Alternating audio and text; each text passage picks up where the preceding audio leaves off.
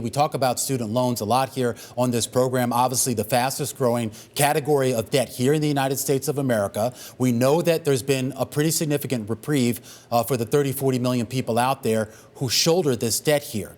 But this is basically a pause in their need to make good on those payments. At some point, that pause will be lifted. There are still calls, I should say, for that debt to effectively be canceled, or at least significant portions of it to be canceled. Are there any plans by the administration to do that?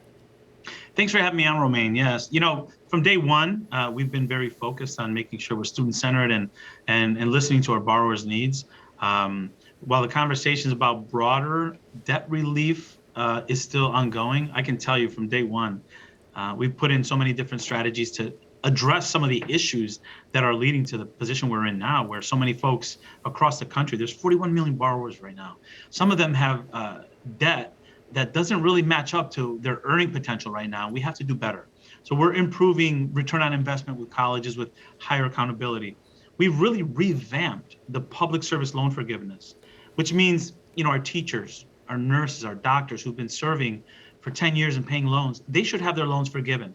So loan forgiveness is happening. We've forgiven $17 billion in loans already, over 700,000 borrowers, and we're just getting started. This is just the first year. And this is more than any other administration. So yes, we're keeping our borrowers front and center. We're fixing the root of the problem too, right? We don't want to be in the same position in 5 years from now. Yeah. But we're also continuing those conversations about broader based debt forgiveness. 17 billion of what is overall $1.6 trillion, Secretary. And I'm interested in, as you say, you want to be able to get the return on investment up, but more right here, right now, when they're looking only at a few months until September, how do you get those borrowers in a place right now? How do you ease them into being able to make up some of those payments? Yeah.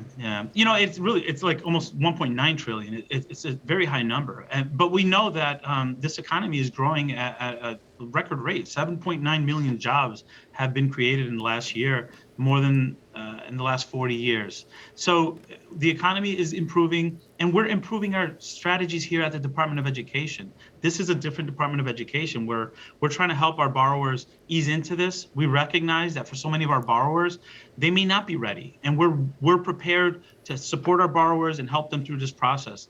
We've also done the Fresh Start program, which, along with this announcement, we're giving a fresh start to our borrowers, meaning if they were in default or if they were delinquent in their payment and they have a bad record, bad marks on their credit score, we're cleaning that out. We're starting fresh, giving them another opportunity with better supports from the Department of Education.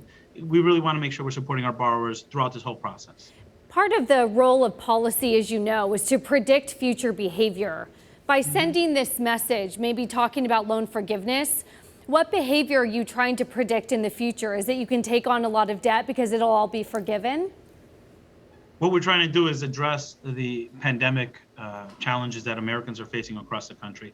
I visited over 30 states, and people are working really hard to get themselves back on their feet with mortgage payments, childcare payments, and we believe that this more time, this breather that so many Americans need, will help them with some of the other things that they're caring for. And if we have a process that brings them back in a way they feel more supported, they're more likely to be successful.